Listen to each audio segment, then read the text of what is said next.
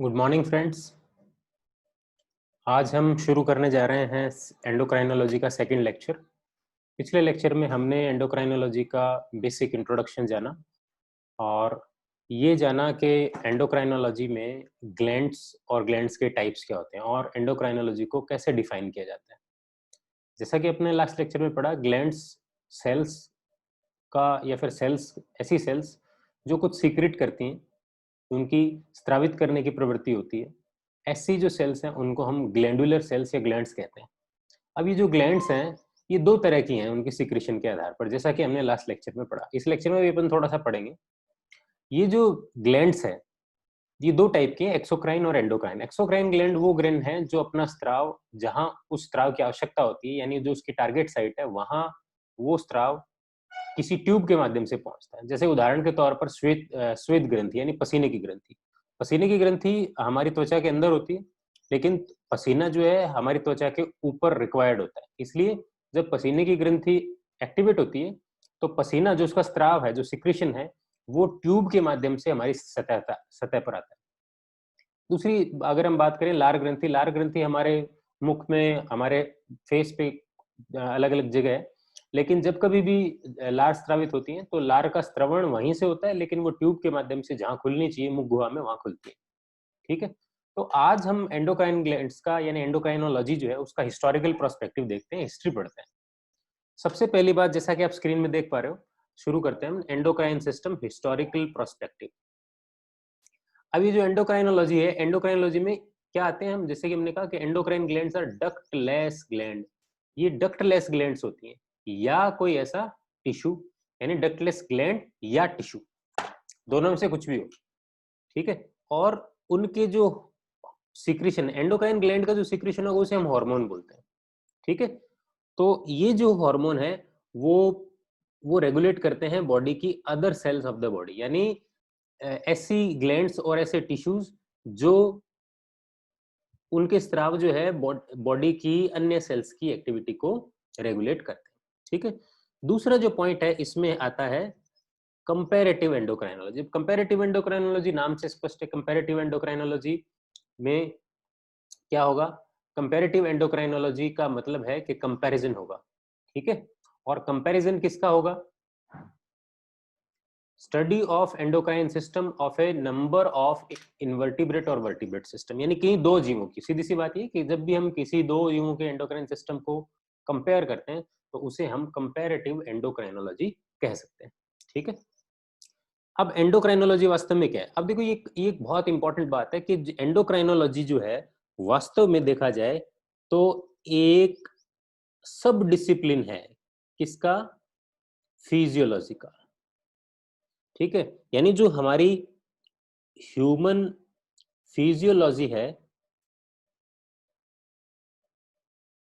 जो कि हमारी कार्य की है, जिसमें हम बहुत सारी चीजें पढ़ते हैं, जिसमें हम बहुत सारे तंत्र पढ़ते हैं, श्वसन तंत्र, रिप्रोडक्शन और बहुत सारी चीजें, उसी का एक पार्ट है वो एंडोक्राइनोलॉजी। ठीक है। ये बात जानना बहुत जरूरी है, बिकॉज हमारी फिजियोलॉजी का एक महत्वपूर्ण हिस्सा है, लेकिन चूंकि एक थोड़ा सा सिक्रेशन वाला पोर्शन अलग है, इसलिए हम उसको एंडोक्राइनोलॉजी के रूप में देखते हैं। तो एंडोक्राइनोलॉजी ह्यूमन फिजियोलॉजी का ही एक सब डिसिप्लिन है। इसमें क्या क्या आता है, क्या क्या चीजें डिस्कस करते हैं? सबसे पहली बात तो ये है कि हम कोई भी जो हार्मोन है उसका फिजियोलॉजिकल रोल क्या है, यानी हमारी बॉडी में वो क्या करता है, ये हम डिस्कस करते हैं। सबसे पहली बात ये। ठीक है। दूसरा,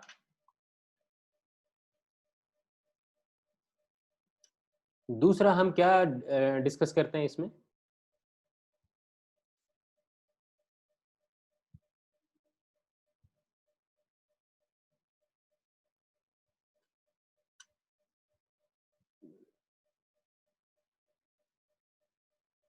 दूसरा हम ये डिस्कस करते हैं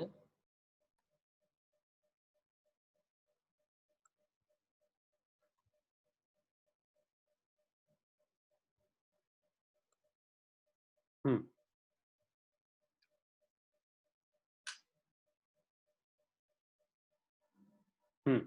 दूसरा हम ये डिस्कस करते हैं इसमें कि इसका सेलुलर सोर्स क्या है। ठीक है। तो physiological role of the hormone, दूसरा cellular source and synthesis of the hormone. ठीक है। हम्म। तीसरा, हार्मोन की केमिस्ट्री एंड स्टोरेज, यानी जो हार्मोन है उसकी केमिस्ट्री क्या है, यानी उसकी रासायनिक प्रकृति क्या है और वो कहाँ स्टोर होता है। चौथा, ऐसे फैक्टर्स, ऐसे मैकेनिज्म्स जो उस हार्मोन को सीक्रेट करने के लिए उत्तरदायी हैं। पांचवा, cellular mechanism of action of the hormone, यानी कोई भी हार्मोन है वो कोशिकीय स्तर पर किस तरह से काम करता है। और छठा, pathophysiology of the endocrine system of dysfunction and endocrine system dysfunction. Dysfunction का मतलब क्या है? डिसफंक्शन यानी विरूपण, या जो काम वो करता है वो काम नहीं करे, यानी हार्मोन की कमी या अधिकता से होने वाले जो रोग है, पैथोफिजियोलॉजी, पैथोस माने रोग, फिजियोलॉजी माने कार्य की, तो उस रोग की कार्य की वो किस तरह से एंडोक्राइन सिस्टम के डिसफंक्शन से हुई है, ये हम समझते हैं। तो मोटा मोटी 6 चीजें हैं और इन 6 चीजों में हार्मोन की प्रत्येक चीज जो वो हमारी बॉडी में करता है, चाहे वो उसका फिजियोलॉजिकल रोल हो, चाहे उसका कोशिकीय सेलुलर रिसोर्स हो, कैसे वो सिंथेसाइज हुआ है, हार्मोन की केमिस्ट्री क्या है, कहाँ स्टोर हुआ है, कौन कौन से फैक्टर्स उस हार्मोन की सीक्रेशन को प्रभावित करते हैं, और कोशिकीय स्तर पे वो हार्मोन किस तरह से काम करता है, और कम और ज्यादा होने पर कोई हार्मोन किस तरह से किस किस प्रकार के रोग हमारी बॉडी को देता है, ये सारी चीजें इसमें आ गई। तो एंडोक्राइनोलॉजी में ये सारी चीजें थी। अब अपन आते हैं classical definition of the hormone, कि क्लासिकली हार्मोन को किस तरह से डिफाइन किया जाता है। ठीक है, अब डिफाइन डेफिनेशन तो हम बोल चुके हैं कि क्लासिकल डेफिनेशन क्या है, कि कोई भी हार्मोन जिसको हम बोलते हैं केमिकल मैसेंजर। अभी केमिकल मैसेंजर क्यों बोलते हैं ये आपको आगे समझ में आएगा, बिकॉज अभी बता देता हूँ थोड़ा। क्योंकि हार्मोन जब भी किसी टारगेट सेल पर जाता है, वहां उस सेल्स के ऊपर वो कोई ना कोई मैसेज लेके जाता है, और चूंकि ये हार्मोन एक केमिकल होता है, इसलिए हार्मोन को सिग्नलिंग की दृष्टि से केमिकल मैसेंजर के रूप में गिना जाता है।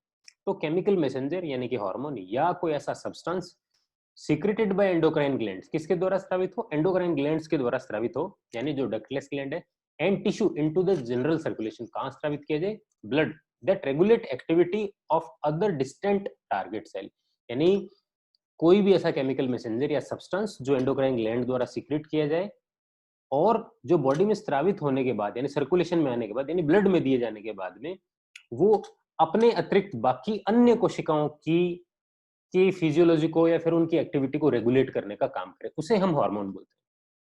पहली चीज, एंडोक्राइन ग्लैंड द्वारा स्रावित हो। दूसरी चीज, वो केमिकल मैसेंजर होगा, नो डाउट। ठीक है। तीसरी चीज, वो ब्लड में जब सीक्रेट करा जाएगा तो सबसे इंपॉर्टेंट बात है, किसी दूसरी सेल्स यानी किसी दूसरे ऑर्गन की सेल्स को रेगुलेट किया, मतलब रेगुलेट करे जो कि उससे दूर स्थित हो। इसमें लिखा है देखो क्लियरली, डिस्टेंट टारगेट सेल। ठीक है। हम बहुत सारे हार्मोन्स के बारे में जानते हैं। हमारा इंसुलिन है वो पेंक्रियास से सीक्रेट होता है, बहुत दूर तक पूरी बॉडी के अंदर एक्टिवेट काम करता है। इसके अलावा भी अगर हम देखें तो बहुत सारे ऐसे हार्मोन हैं जिसको हम धीरे धीरे पढ़ेंगे। थोड़ा सा अगर हिस्ट्री में देखें, स्टर्लिंग, आगे अपन पढ़ेंगे स्टर्लिंग के बारे में। एक कैनेडियन फिजियोलॉजिस्ट थे, 1905 में उन्होंने सबसे पहली बार हार्मोन शब्द को कॉइन किया। ठीक है। और जो स्टर्लिंग है, वो उन्होंने जो हार्मोन है वो शब्द लिया ग्रीक भाषा से, जिसका मतलब होता है आई अराउज, यानी मैं जागृत करता हूँ, टू एक्टिविटी यानी एक्टिविटी दिखाने के लिए, और आई एक्साइट। ठीक है। तो हार्मोन एक ग्रीक भाषा का शब्द है, और ऑर्मो, ऑर्मो से, तो ऑर्मो से ये शब्द निकला हार्मोन, और इसका मतलब है जो एक्साइट करे, जो एक्टिविटी के लिए उद्दीपित करे, उसे हम कहते हैं हार्मोन। तो एंडोक्राइन ग्लैंड जैसा कि हम पहले पढ़ चुके हैं, डक्टलेस ग्लैंड्स होती हैं, और जबकि इन कॉन्ट्रास्ट दो एक्सोक्राइन ग्लैंड जो होती हैं वो डक्ट वाली ग्लैंड्स होती हैं। ये सब हम पढ़ चुके हैं। उदाहरण भी जैसे एक्सोक्राइन ग्लैंड का, जैसे मैंने पहले भी दिया था कि जैसे म्यूकस, ठीक है, इसके अलावा प्रस्पिरेशन, ऑयल ग्लैंड हमारी स्किन के ऊपर जो सीबम ग्लैंड होती हैं, बाकी सब वैक्स ग्लैंड, डाइजेस्टिव एंजाइम्स, हमारे आंत के अंदर जो बहुत सारे पाचक रस स्रावित होते हैं, वो जो ग्रंथि हैं वो हमारी आहार नाली के अंदरूनी सतह पर होती हैं, वहां से वो हार्मोन स्रावित करती हैं। दो एक्सोक्राइन ग्लैंड का उदाहरण मैंने बताया, सलाइवरी ग्लैंड जो कि क्या करती हैं, म्यूकस और डाइजेस्टिव एंजाइम सीक्रेट करती हैं, और स्वेट ग्लैंड पसीने की ग्रंथि, रेस्पिरेशन टू कूल द सिनस, यानी स्वेदन का काम करती है, सतह के ऊपर पानी छिड़कती है काइंड ऑफ, और वो जो पसीना है जैसी सतह पे आता है, पसीना सतह से यानी हमारी त्वचा के संपर्क में आने से क्या होगा, वाष्पीकृत होकर के चला जाएगा। हम देखिए थोड़ा सा अगर हम डायग्राम पे फोकस करें तो हमें थोड़ा सा और समझ में आएगा। ये देखिए, ये जो एक्सोक्राइन ग्लैंड है, ये ग्लैंडुलर सेल्स है। जब भी कोई भी चीज ग्लैंडुलर होगी, उनकी कोशिकाएं बड़ी होंगी और मोस्टली कॉलमनर होती हैं, क्यूबॉइडल होती है। ठीक है, तो यहाँ पे ये क्यूबॉइडल सेल्स है। ठीक है, और ये जो केमिकल है वो यहाँ स्त्राव हुआ है, और लेकिन ये जो है एंट्री एग्जिट जो हो रहा है, ये इसकी ट्यूब है और ये स्किन की सरफेस है, ये केमिकल सिक्रेशन बाहर। जबकि एक्सोक्राइन एंडोक्राइन ग्लैंड के बारे में हम देखें, ये जो सेल्स हैं, ये जो अंदर की तरफ आप देख रहे हो, ये जो है यही सेल्स है, ये एंडोक्राइन प्रवृत्ति की सेल्स है। ठीक है, अब ये इतना जो मैंने आउटलाइन किया है, ये ग्लैंड है।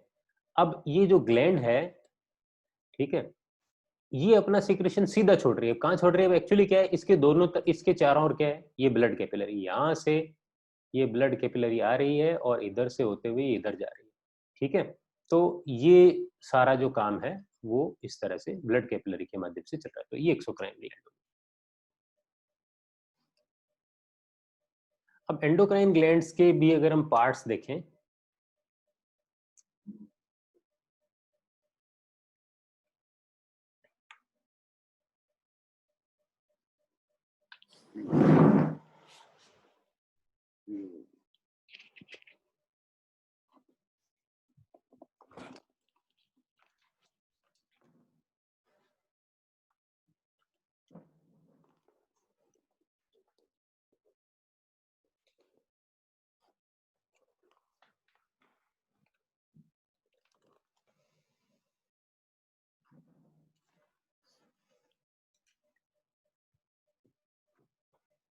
अब एंडोक्राइन ग्लैंड्स के भी अगर हम तरीके देखें, एंडोक्राइन ग्लैंड्स की किस तरह से सीक्रेट होती है। देखो एंडोक्राइन ग्लैंड्स में, यहाँ पे आप देख रहे हो, ये है एंडोक्राइन सेल। ठीक है, अब ये एंडोक्राइन सेल के अंदर क्या है, ये न्यूक्लियस उसका, और एंडोक्राइन सेल के अंदर ये एंडोक्राइन जो हार्मोन है, यानी जो हार्मोन है, वो सेल है, वो वेसिकल्स के रूप में सतह पर, और ये जो पुटिकाएं फटती हैं तो ये बाहर आती है। अब देखिए इसने सीधा ब्लड के अंदर, अभी ये ब्लड में कहां से है, बिकॉज ये कहाँ अपना ब्लड छोड़ रही है, कोई सिक्रेशन कहाँ छोड़ रही है, ब्लड वेसल के पास। अब ब्लड के अंदर ब्लड का मूवमेंट चल रहा है। ठीक है, तो ब्लड जब इधर से इधर जाएगा तो साथ में क्या चला जाएगा, हार्मोन। और ये दूसरी कोशिका, यानी कुछ दूर जाने के बाद ये दूसरी कोशिका, ये जो हार्मोन है, डिफ्यूज होकर के टारगेट सेल में पहुंच जाएगा। तो पहला तो है कि ये जो जो टारगेट ऑर्गन है वो क्या हो, एक एंडोक्राइन ग्लैंड हो, एक नंबर पे तो। लेकिन जरूरी नहीं है कि एंडोक्राइन ग्लैंड भी हो, बिकॉज जब हम पढ़ रहे हैं तो हम एंडोक्राइनोलॉजी नहीं, न्यूरो एंडोक्राइनोलॉजी पढ़ते हैं, बिकॉज न्यूरॉन्स जो हैं वो भी स्त्रावी होते हैं, वो भी स्त्रवण करते हैं। किस तरह से करते हैं, हम सब जानते हैं कि न्यूरॉन्स जो हैं, उनके जो अंतिम सिरे हैं, जिन्हें हम टीलोडेंड्रिया कहते हैं, ठीक है, वो अपने अंतिम स्तरों से न्यूरो सीक्रेट करते हैं। ठीक है, और वो भी चूंकि उनका जो सिक्रेशन का जो पैटर्न है, जो सिक्रेशन का तरीका है, वो भी हार्मोन की तरह ही है, बिकॉज जो अंतिम सिरा है, जो टीलोडेंड्री है, वहां से जो भी प्रकार का न्यूरो वो सीधा रिलीज कर दिया जाता है। ठीक है, लेकिन अगर यहाँ से रिलीज हुआ जो है, जो भी केमिकल है, वो अगर सीधा ब्लड कैपिलरी के अंदर पहुंच जाए, ठीक, और दूसरी टारगेट के अंदर करें, तो ये यहाँ पर जो दूसरा स्रोत है वो कौन हो सकता है, न्यूरो सेल। ठीक है, अब इसको न्यूरो क्यों बोला, न्यूरॉन क्यों नहीं बोला, बिकॉज ये जो सेल है, ये न्यूरॉन की तरह काम कर रही, कम काम कर रही है। उत्पत्ति और संरचना में ये न्यूरॉन है, इसलिए ये शब्द हमने कहा, यूज किया यहाँ पे न्यूरो। लेकिन न्यूरॉन का काम क्या होता है, एक सेल से दूसरी तरफ आवेग का संचरण। यहाँ पे आवेग का संचरण नहीं हो रहा है, यहाँ पर ये सेल उद्दीपित हो रही है, ये जो न्यूरॉन है एक्साइट हो रहा है किसी दूसरे उद्दीपन से। ये कहाँ से मिला होगा उसको, इसके आसपास कोई दूसरा न्यूरॉन होगा, उस न्यूरॉन का अंतिम सिरे ने इसको ये दिया होगा। लेकिन इसने एंड में क्या किया, अपने जो न्यूरो है, इनका जो न्यूरो हार्मोन, यहाँ पे न्यूरो नहीं बोलेंगे, बिकॉज ये सीधा दूसरी सेल को प्रोवाइड कर रहा है, तो यहाँ पर ये हार्मोन की तरह काम कर रहा है, इसलिए इस सेल को बोला न्यूरो बिकॉज ये भी सिक्रेशन कर रहा है। तीसरा जो काम है, वो अब यहाँ पर जो उत्पत्ति है वो हो सकती है यहाँ पर 3 नंबर पे नर्व सेल के रूप में। ठीक है, तो यहाँ पर ना ये न्यूरो सेल है, ना एंडोक्राइन सेल है, यहाँ पे नर्व सेल है, ये तंत्रिका है, उसने दूसरी तंत्रिका को अपना सिस्टम, मतलब अपना जो न्यूरो है वो दे दिया।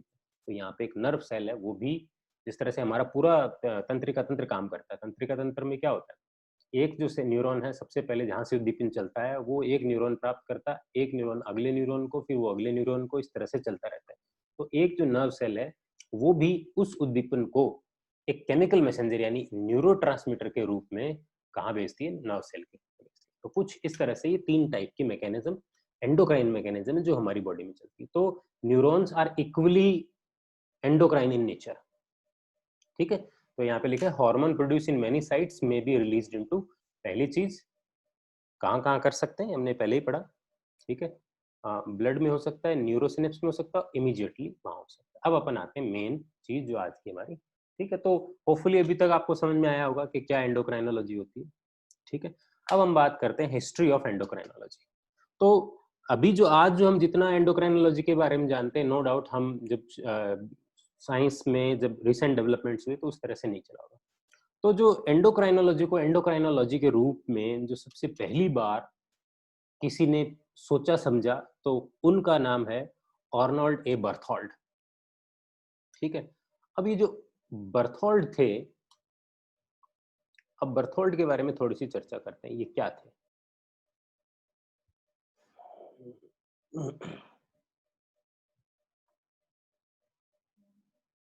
हम्म,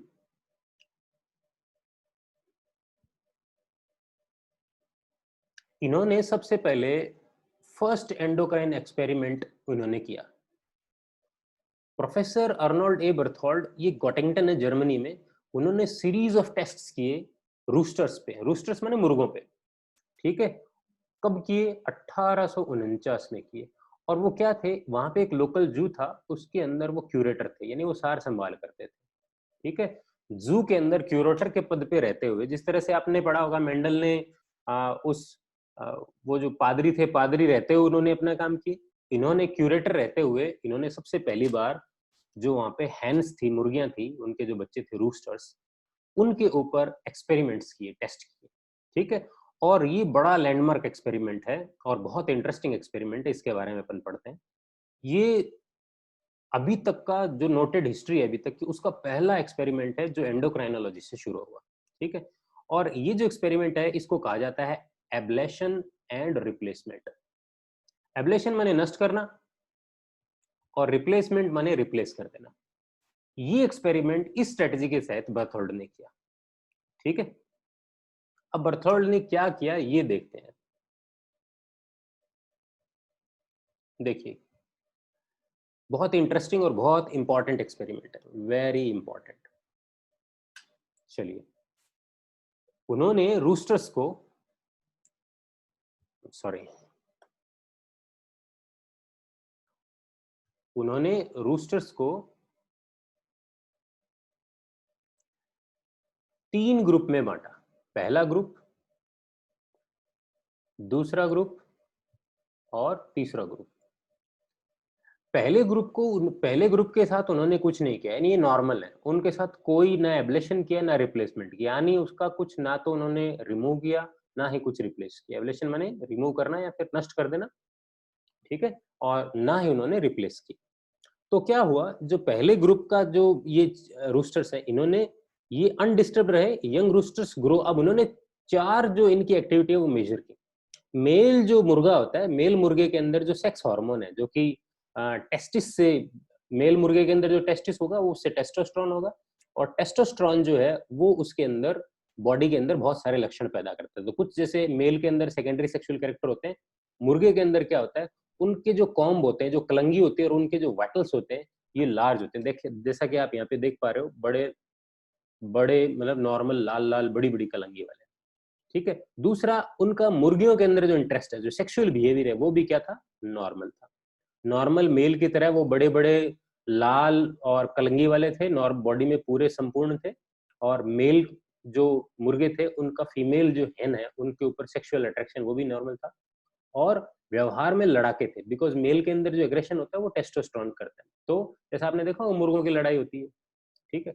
तो उनके अंदर लड़ने की प्रवृत्ति भी क्या थी, एग्रेसिवनेस थी, वो भी क्या थी, ठीक है। और काव काव करने की जो टेंडेंसी है वो भी नॉर्मल थी, यानी जो बांग मारने की टेंडेंसी। दूसरा अगर हम देखें, तो दूसरे जो ग्रुप थे, इसके साथ उन्होंने क्या किया, उनके जो मेल थे, उन्होंने क्या किया, टेस्टिस वॉज रिमूव। टेस्टिस क्या कर दिया, हटा दिया। कब? डेवलपमेंट के दौरान, जब जैसे ही वो मुर्गा छोटा था उस दौरान ही उन्होंने एक छोटी सी सर्जरी की और टेस्टिस को नष्ट करके उसको हटा दिया, ठीक है। और उन्होंने उसके बाद उनको छोड़ दिया। तो उनके अंदर क्या देखा, उनके अंदर क्या देखा, अब उनको तो पता नहीं कि ये टेस्टिस क्या करते हैं क्या नहीं करते।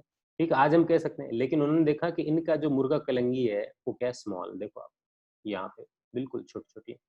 उनका सेक्सुअल इंटरेस्ट भी बिल्कुल भी नहीं है, एग्रेशन नहीं है, लड़ने की टेंडेंसी नहीं है, और क्रॉइंग भी बिल्कुल नहीं है।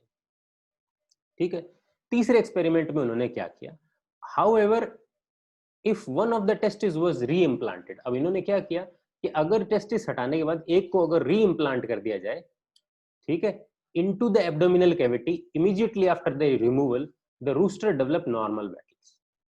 क्या किया इन्होंने, एक टेस्टिस को री इम्प्लांट किया, किसमें, एब्डोमिनल कैविटी को रिमूव किया, एक टेस्टिस को, दो टेस्टिस होते हैं, एक टेस्टिस को किसमें सरका दिया, किस इधर मूव कर दिया, एब्डोमिनल कैविटी में। वैसे हम जानते हैं कि मेल के अंदर जो टेस्टिस होते हैं, चाहे वो ह्यूमन हो चाहे दूसरा ऑर्गेन है, मोस्टली उसमें टेस्टिस की जो उत्पत्ति होती है, जो ओरिजिन होता है, वो एब्डोमिनल कैविटी में होता है, उधर गुहा में ही होता है।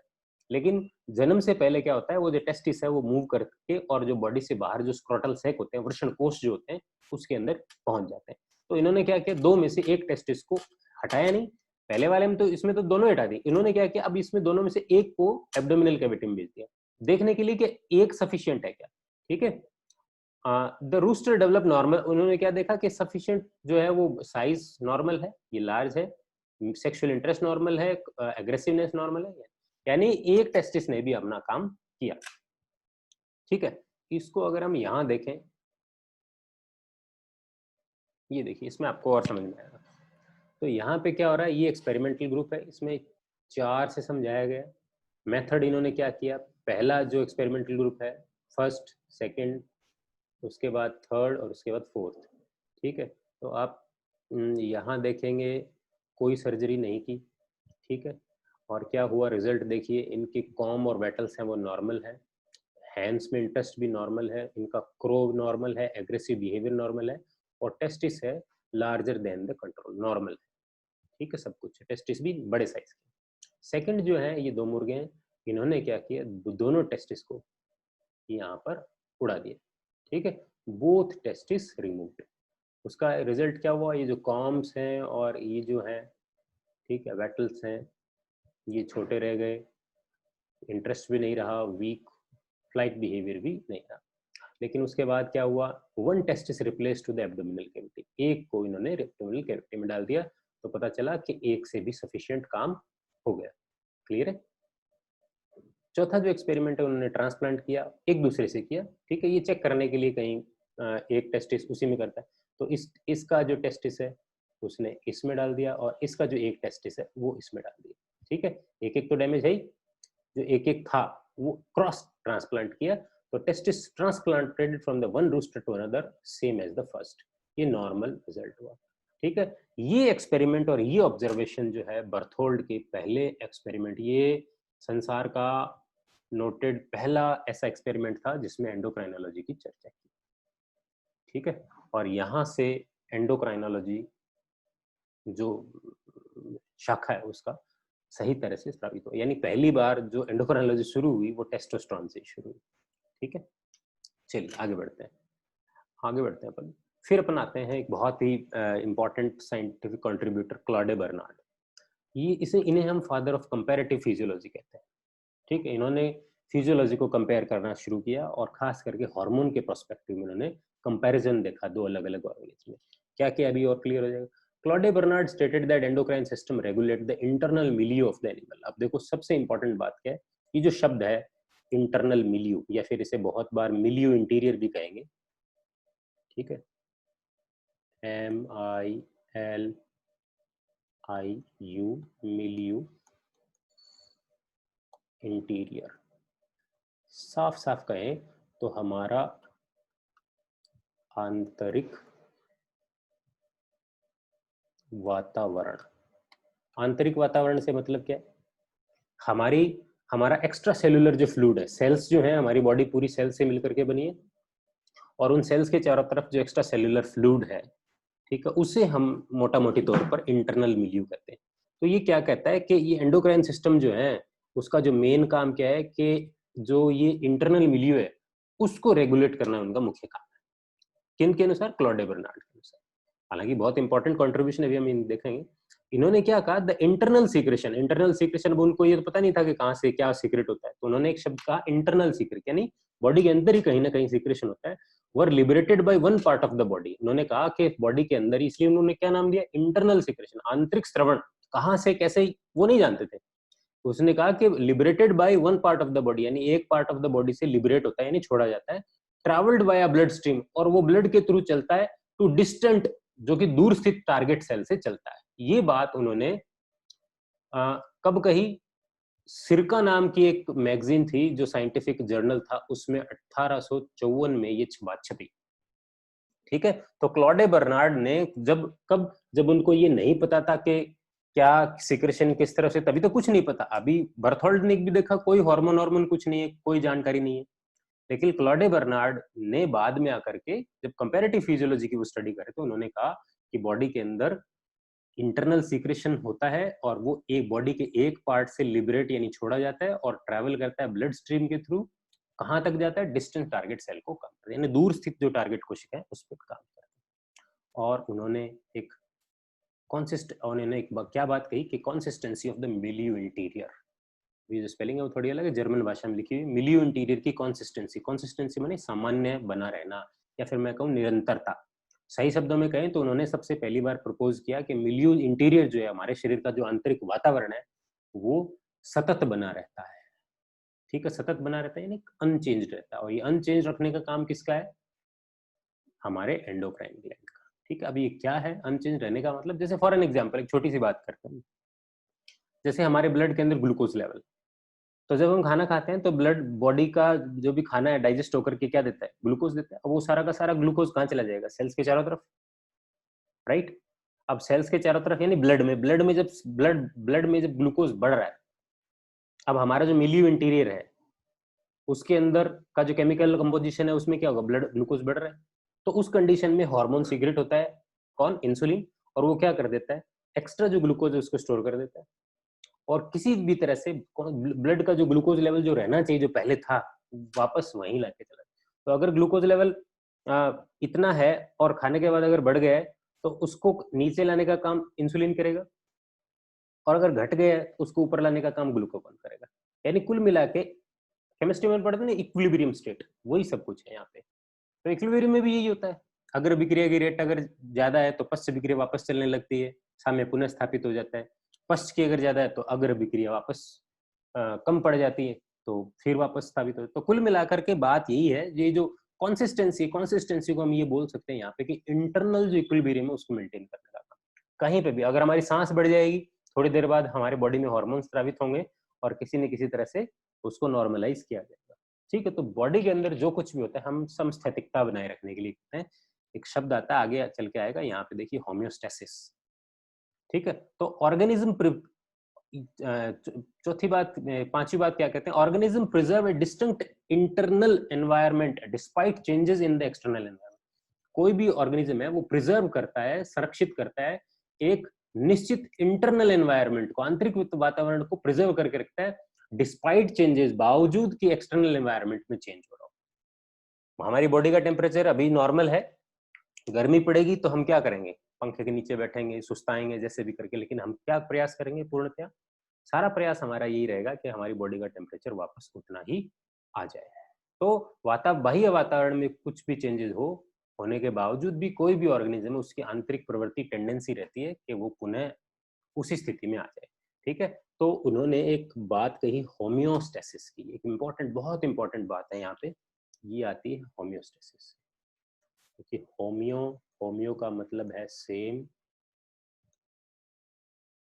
और स्टेसिस का मतलब है स्टेट, यानी स्टेट का मतलब स्थिति।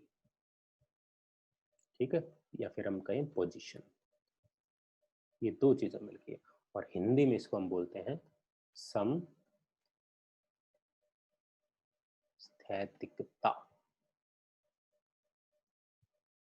समस्थैतिकता यानी समान स्थिति बनाए रखना। तो हमारी बॉडी में एंडोक्राइन सिस्टम का जो काम है वो है होम्योस्टेसिस को मेंटेन करना। ये कॉन्सेप्ट है वो क्लॉडे बर्नार्ड ने दिया।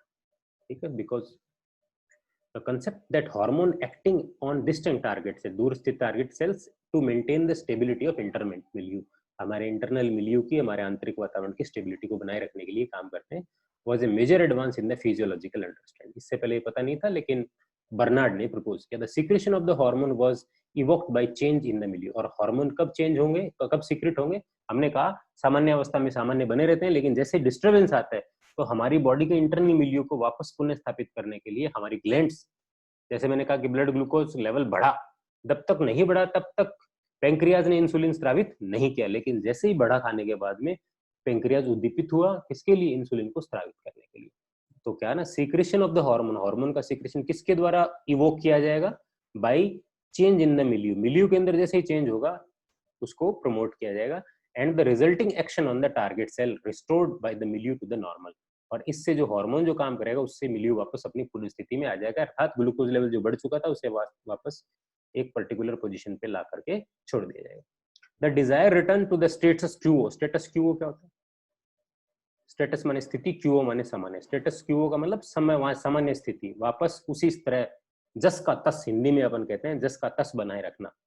The desire return to the status quo, जस का तस जैसा था वैसा का वैसा, result in the maintenance of the homeostasis. और ये जो रिटर्न है, यानी जिसका तस बनाए रखने की जो प्रवृत्ति है, उसी से क्या चलती है? होम्योस्टेसिस है वो मेंटेन रहती है। ये बात, ये बहुत महत्वपूर्ण बात है। अगर हम एंडोक्राइनोलॉजी को समझना चाहते हैं ब्रॉड पर्सपेक्टिव में, तो हमें होम्योस्टेसिस का जो फंडा है वो समझना पड़ेगा। ठीक है, जिस तरह से फिजिक्स में हम कहते हैं जड़त्व। जड़त्व क्या है? किसी भी, कोई भी निकाय है, उसका वो गुण जिसमें वो स्थिर है तो स्थिर बना रहना चाहता है, अगर वो गतिमान है वो गतिमान बना रहता है। ठीक इसी तरह से हमारी बॉडी के अंदर भी एक एक इंटरनल जड़त्व है ये, यानी हमारी बॉडी, हमारा मिलियो इंटीरियर ये चाहता है कि उसके अंदर कोई परिवर्तन ना हो, लेकिन ऐसा संभव है नहीं। क्यों नहीं है? बिकॉज हम जिस वातावरण में रहते हैं वो निरंतर परिवर्तनशील है, किसी भी तरह से हमारा मिलियो डिस्टर्ब होता है। लेकिन हमारी बॉडी के अंदर, हमारी बॉडी के अंदर एक बहुत इंपॉर्टेंट गुण है जिसे हम कह रहे हैं होम्योस्टेसिस। ठीक है, हमारा जो बॉडी का जो एंडोक्राइन सिस्टम है वो होम्योस्टेसिस बनाए रखने के लिए काम करता है। तो ये जो वातावरण से जो चेंजेस हो रहे हैं, हमारी बॉडी का जो जड़त्व है, जो आंतरिक जड़त्व है, जिसमें वो जड़ बना रहना चाहती है, अनचेंज्ड बने रहना चाहती है, लेकिन वातावरण बदल रहा है, बार बार चेंज हो रहा है, तो उसको वापस उसी स्थिति में लाने का जो काम है वो कर रहा है हार्मोन। ठीक है, चलिए हिस्ट्री में आगे एक और इम्पोर्टेंट साइंटिस्ट का जिक्र है, चार्ल्स एडवर्ड ब्राउन सीक्वर्ड। ये बड़ा ही इंटरेस्टिंग, इसको मैंने जानबूझ के यहाँ पे डाला है। सीक्वर्ड, सीक्वर्ड का जो नाम है वो बड़े साइंटिस्ट में आता है। उन्होंने एक बहुत इंटरेस्टिंग एक्सपेरिमेंट किया। जब ये दोनों तीनों एक्सपेरिमेंट हो रहे थे, बर्नार्ड ने भी अपना काम किया, इससे पहले बर्थोल्ड ने अपने एक्सपेरिमेंट की, तो जो दूसरे साइंटिस्ट थे उनके अंदर एक इंटरेस्ट डेवलप हुआ। और इंटरेस्ट डेवलप, जैसे उनका इंटरेस्ट डेवलप हुआ तो उसमें एक साइंटिस्ट थे ब्राउन सीक्वर्ड। ये 1817 से 1894 के लगभग थे। इन्होंने एक बहुत इंटरेस्टिंग एक्सपेरिमेंट अपने आप पे किया। ठीक है, तो ब्राउन सीक्वर्ड ने एक अपना मेन स्ट्रीम साइंटिफिक इंटरेस्ट पकड़ा, एंडोक्राइनोलॉजी, और उन्होंने the chemical content of the testis, because everybody was focused on the testis, because it started from the testis. ठीक है, तो उन्होंने ऑटो एक्सपेरिमेंटेशन किया। ऑटो एक्सपेरिमेंटेशन का मतलब अपने आप पर ही एक्सपेरिमेंट किया। 1 जून 1889 को वहां पर एक सोसाइटी थी पेरिस में, सोसाइटी डी बायोलॉजिक, ये फ्रेंच भाषा में लिखा हुआ है, फ्रांस के अंदर सोसाइटी डी बायोलॉजिक, यानी बायोलॉजिकल सोसाइटी से अपने इंग्लिश में बोल सकते हैं, पेरिस के अंदर। तो वो सोसाइटी थी, उसकी मीटिंग चल रही थी। उस मीटिंग के सामने ही ब्राउन सीक्वर्ड ने क्या किया, reported that he had increased his physical strength. उन्होंने अपनी mental strength, mental ability, physical strength, mental ability और भूख by self injection with an extract derived from the testicle of the dogs and guinea pig। उन्होंने क्या कहा कि मैंने dogs और गिनी पिग, ये 2 ऑर्गेनिज्म है, उनके टेस्टिकल्स यानी उनके टेस्टिस का जो एक्सट्रैक्ट है उसके एक्सट्रैक्ट को अपने अंदर इंजेक्ट किए हैं, और व्हाट आई हैव फाउंड कि मेरी physical strength, physical sexual strength, mental ability और भूख जो है वो बढ़ गई है। ठीक है, ये बात उन्होंने कही, अपने ऊपर एक्सपेरिमेंट किया, किसके? टेस्टिस के एक्सट्रैक्ट को निकाल के, डॉग और गिनी पिग। ठीक है, हालांकि ये जो उनका जो आर्ग्यूमेंट था वो सस्टेन नहीं कर पाए, और लेकिन इस एक्सपेरिमेंट से क्या हुआ, दुनिया भर के जो साइंटिस्ट थे उन्होंने ऑर्गेनोथेरेपी का मामला शुरू कर दिया। ऑर्गेनोथेरेपी का मतलब हम दूसरे किसी ऑर्गेनिज्म से, हम किसी दूसरे ऑर्गेनिज्म के अंदर अगर हार्मोन या कोई चीज हम करें, तो ऑर्गेन्स को भी हम थेरेपी से काम कर सकते हैं। तो ये एक सिरा जो है वो यहाँ से निकल पड़ा। फिर अपन आते हैं स्टर्लिंग, वो स्टर्लिंग है जिन्होंने, मैंने ऊपर लिखा था, जिन्होंने हार्मोन का इन्होंने क्या किया, कॉइंड टर्म हार्मोन जो है इन्होंने दिया, ठीक है। तो इन्होंने हार्मोन शब्द दिया। तो स्टर्लिंग ने क्या किया, स्टर्लिंग ने कुछ एक और भी कंट्रीब्यूट किया, इन्होंने द लॉ ऑफ हार्ट दिया। Starling discovered the functional significance of the serum protein, Starling ने सीरम प्रोटीन का फंक्शनल इंपॉर्टेंस खोजा। फिर 1902 में उन्होंने बेलिस के साथ मिलकर के डिमोन्स्ट्रेट किया कि जो सिक्रेटिन है, हार्मोन होता है हमारे इंटेस्टाइन में, वो स्टिमुलेट करता है पेंक्रियाज को सिक्रीट करने के लिए, यानी उद्दीपित, पेंक्रियाज को उद्दीपित करने के लिए हमारी आंत से एक हार्मोन है सिक्रेटिन। ये फर्स्ट हार्मोन था जिसकी खोज की गई। इससे पहले हार्मोन के बारे में बात होती थी, किसी को कुछ नहीं पता था। टेस्टिस पे भी बहुत काम हुई, लेकिन किसी को ये नहीं पता था कि ये टेस्टोस्टेरोन है। लेकिन जो पहली बार जिस हार्मोन को खोजा गया वो सिक्रेटिन था। बेलिस और स्टर्लिंग ने मिलकर के फर्स्ट हार्मोन सिक्रेटिन खोजा। 1924 में उन्होंने ई.बी. वर्ने के साथ डिमोन्स्ट्रेट किया कि पानी का जो रीएब्जॉर्प्शन है वो किडनी के अंदर ट्यूब्यूल्स के अंदर होता है, और उन्होंने सबसे पहली बार जो टर्म है हार्मोन का इस्तेमाल किया। हार्मोन, जैसा कि मैंने बताया, ग्रीक भाषा के एक शब्द ऑर्मो से निकला है, जिसका मतलब है टू एक्साइट, एक्साइट करना। अब एक जो कॉमन चीज है वो क्या है,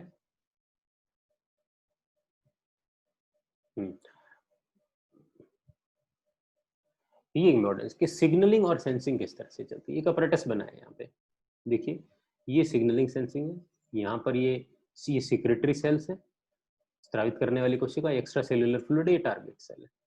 यहाँ पर सेंसिंग और सिग्नलिंग का काम चलता है। तो यहाँ पे क्या, एंडोक्राइन ग्लैंड क्या करती है, सिंथेसाइज करती है और स्टोर करती है, हार्मोन को बनाती रहती है, स्टोर करती है। लेकिन बनाएंगे स्टोर का, स्टोर होता जाएगा, लेकिन रिलीज कब होगा, रिलीज करने के लिए कुछ ना कुछ उसको क्या चाहिए, उद्दीपन चाहिए।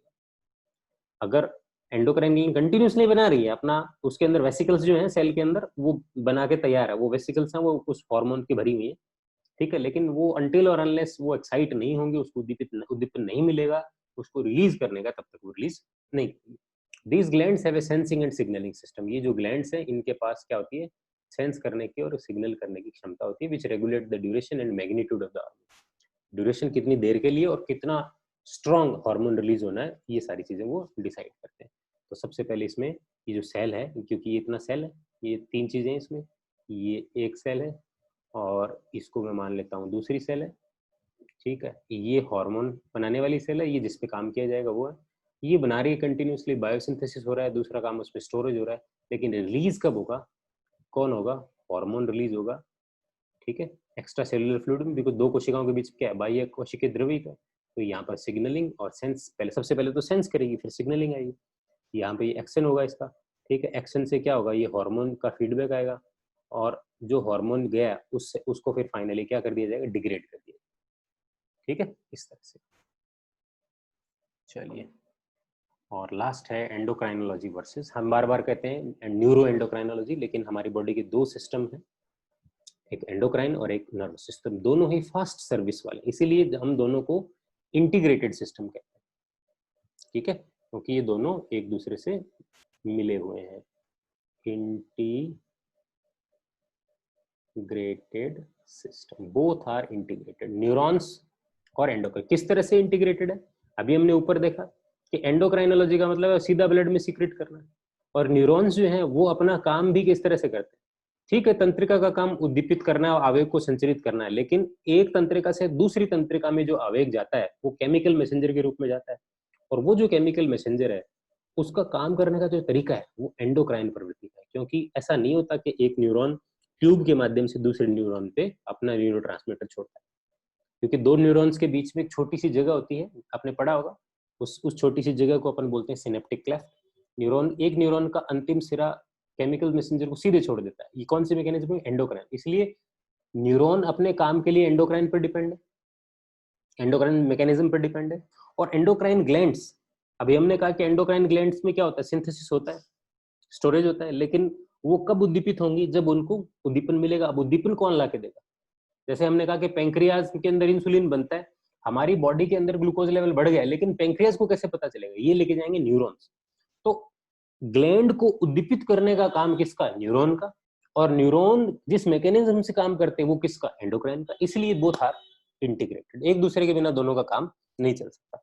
अकेली ग्लैंड बैठी रहे, ठीक है, उनके ऊपर न्यूरॉन एक्साइटमेंट के लिए नहीं पहुंचे, उनको आवेग ही नहीं दे ग्लैंड, कोई मतलब नहीं है। और अकेले न्यूरॉन है उनका जो वो सीक्रेट नहीं करेंगे, उनके अंदर एंडोक्राइन टेंडेंसी नहीं होगी तो वो अपना इंडक्शन नहीं करेंगे। तो इस तरह से दोनों एक दूसरे से, तो ये मेजर कम्युनिकेशन सिस्टम है बॉडी का, इंटीग्रेट करते हैं स्टिमुलस रिस्पॉन्स को। अभी मैंने बताया स्टिमुलस और रिस्पॉन्स बोथ आर क्रूशियल, ठीक है, to coordinate function is highly differentiated cells tissue and organ, दोनों ही बहुत जरूरी है। अपन पूरे एंडोक्राइनोलॉजी में यही बात करेंगे। Unlike the nervous system, endocrine system is anatomically discontinuous, ठीक है, नर्वस सिस्टम लगातार है जबकि एंडोक्राइन सिस्टम और डिसकंटिन्यूअस है, बॉडी के अलग अलग जगह पे कुछ कुछ ग्लैंड्स पाई जाती हैं, जबकि न्यूरॉन्स पूरी बॉडी में पाए जाते हैं। ये कुछ न्यूरॉन और हार्मोन में न्यूरॉन्स और हार्मोन्स में या फिर मैं कहूँ कि न्यूरॉन्स यहाँ पे कहना कहता है, नर्वस सिस्टम और एंडोक्राइनोलॉजी में डिफरेंस है। न्यूरॉन्स है न्यूरोट्रांसमीटर्स रिलीज करते हैं, एंडोक्राइन सिस्टम्स हार्मोन रिलीज करते हैं। Neurotransmits act on the specific cell right next to it, ठीक है, बिल्कुल उसके जस्ट पास जो स्थित होती है उन्हीं पर काम करती है। ऐसा नहीं होती कि एक न्यूरॉन अपने न्यूरोकेमिकल को सीक्रेट करता है और वो न्यूरोकेमिकल वहां से दूर किसी दूसरे पे चला जाता है, ऐसा नहीं होता। जबकि हॉर्मोन्स जो हैं वो अपने आसपास जो सेल हैं उस पे नहीं, बहुत दूर स्थित पे काम कर देता है। अच्छा, न्यूरॉन्स की जो खास बात है वो तुरंत काम होता है, एंडोक्राइन सिस्टम में काम करने में टाइम लगता है। और न्यूरॉन का या फिर तंत्रिका तंत्र का मुख्य काम है शॉर्ट टर्म क्राइसिस मैनेजमेंट, एक बिल्कुल क्विक समय में जो क्राइसिस मैनेजमेंट है, जैसे अचानक शॉक लग जाना, तो उस वक्त हमारी बॉडी को संभालने का काम न्यूरॉन्स करते हैं, तंत्रिका तंत्र करते हैं। और जबकि ये long term ongoing metabolic function करता है, ये स्पेसिफिक सेल एकदम आगे उसके पास तो उसी पे करते हैं, ठीक है, इसको हम ये कह सकते हैं पैराक्राइन, अपने आसपास स्थित, ठीक है, ये जबकि दूर करते हैं, ठीक है, उस ये रियल सेंस में एंडोक्राइन है, ठीक है।